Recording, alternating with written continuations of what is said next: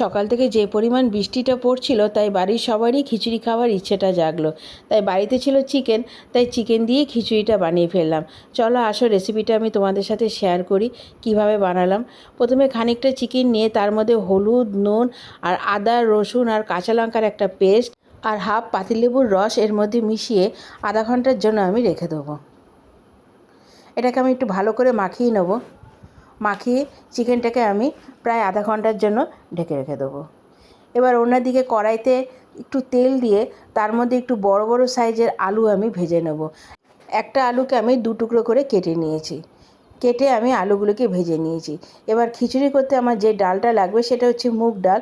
আমি মাপ মতন 1 কাপ মুগ ডাল নিয়ে নিলাম। এই 1 কাপ মুগ ডালকে আমি একটু শুকনো খোলায় হালকা ভেজে নেব, একটু যতক্ষণ না এটার একটু কালার চেঞ্জ হচ্ছে। এর সাথে কিন্তু আমি আরও একটা ডাল মিশিয়েছি, সেটা হচ্ছে মুসুরি ডাল। যেই কাপ দিয়ে আমি মুগ ডালটা মেপেছিলাম সেই কাপেরই হাফ কাপ আমি মুসুরির ডাল নিয়ে নেব। এবার সেই কাপেরই মাপ করে আমি 2 কাপ চাল নিয়ে নিয়েছি। এবার দেখো এদিকে আলুগুলো কিন্তু প্রায় লাল লাল করে ভাজা হয়ে গেছে। এবার আলুগুলো কিন্তু আমি তুলে নেব। আর অন্যদিকে আমি মুগ ডালটাকেও ভেজে নিচ্ছি। তার মধ্যে আমি মিশিয়ে দেবো মুসুরির ডালটা। এবার এটাকেও আমার একটু ভেজে নিতে হবে। এবার অন্যদিকে কড়াইতে যে আলুটা ভেজে তুলেছিলাম তার মধ্যে আমি দিয়ে দেবো কিছুটা চীনা বাদাম। এই বাদামগুলোকে আমি হালকা ভেজে তুলে নেব। এবার দেখো আলু আর বাদামটা আমার ভাজা হয়ে গেছে। এবার দেখো অন্যদিকেই কিন্তু আমার 2 রকম ডালও প্রায় ভাজা হয়ে গেছে। এবার এই ডালটাকে আমি চালের সাথে মিশিয়ে নেব। এবার এই চাল আর ডালটাকে কিন্তু আমি একটু ভালো করে ধুয়ে নেব, কারণ ডালেও নোংরা থাকে, চালটাতেও নোংরা থাকে। একটু ভালো করে তোমরা ধুয়ে নেবে। এবার দুটো কড়াইতেই আমি তেল দিয়ে দিয়েছি। যেই কড়াইতে আমি আলুগুলো ভেজে তুলে রেখেছিলাম সেই কড়াইতেই আমি চিকেনগুলো দিয়ে দেবো। এবার এই চিকেনটা কিন্তু আমার বেশ খানিকক্ষণ রান্না করে নিতে হবে, কারণ চিকেন থেকে কিন্তু একটু জল ছাড়বে। তার জন্য একটু হালকা আঁচে আমার চিকেনটাকে রান্না করে নিতে হবে। এবার অন্যদিকে যে কড়াইটা আমি দিয়েছিলাম তার মধ্যে আমি প্রথমে তেজপাতা, শুকনো লঙ্কা আর জিরে ফোড়ন দিয়ে দেবো। এরপরে 2টো বড় সাইজের পেঁয়াজ আমি কুচিয়ে রেখেছিলাম সেটাও আমি তার মধ্যে দিয়ে দেবো। এবার পেঁয়াজটা আমার একটু লাল লাল করে ভেজে নিতে হবে। এদিকে দেখো আমার চিকেনটাও কিন্তু অনেকটা কষানো হয়ে গেছে। এটা কিন্তু সম্পূর্ণ রান্না করব না, প্রায় 70% রান্না আমার করে নিতে হবে চিকেনটা। এরপরে দেখো আমি পেঁয়াজের মধ্যে দিয়ে দেবো সামান্য নুন। এবার পেঁয়াজটা কিন্তু একটু লাল লাল করে আমার ভেজে নিতে হবে। এবার এখান থেকে কিন্তু হাফ পেঁয়াজ আমি চিকেনের মধ্যে দিয়ে দেবো। যে চিকেনটা দেখো জলটা অনেকটাই ছেড়ে এসছে, এর মধ্যে আমি কিছুটা পেঁয়াজ আমি তুলে দিয়ে দেবো।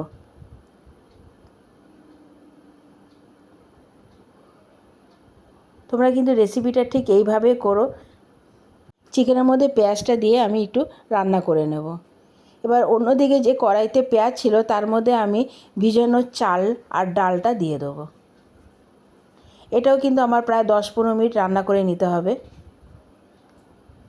এটা যখন একটু শুকিয়ে শুকিয়ে আসবে তার মধ্যে আমি দিয়ে দেবো সামান্য হলুদ আর একটা কুচনো টমেটো।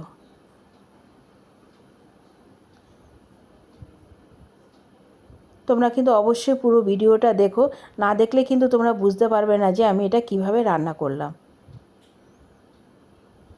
এবার যখন এটা প্রায় হয়ে আসবে ভাজা ভাজা, তখন তার মধ্যে আমি জল দিয়ে দেবো। আর যে আলু আর বাদামটা ভেজে রেখেছিলাম সেটাও আমি এর মধ্যে দিয়ে দেবো। আর এদিকে দেখো আমার চিকেনটা কিন্তু প্রায় হয়ে এসছে। এবার চিকেনটা আমি এতটুকুই রান্না করব, প্রায় 70%।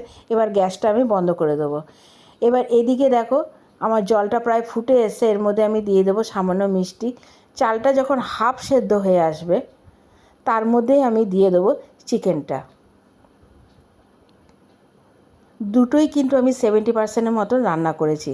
এবার দুটো যখন একসাথে করব তারপরে বাকি রান্নাটা হবে। এরপরে কিন্তু আমি দেখো চিকেনটা পুরোটাই আমি খিচুড়ির মধ্যে দিয়ে দিলাম। এটা করতে কিন্তু খুব একটা ঝামেলা লাগে না, সেই জন্যই তোমাদেরকে আমি বলছি রেসিপিটা কিন্তু পুরোটা ভালোভাবে দেখো, তাহলেই তোমরা বুঝতে পারবে। সামান্য একটু জল দিয়ে তার উপরে আমি দিয়ে দিয়েছি গরম মশলা।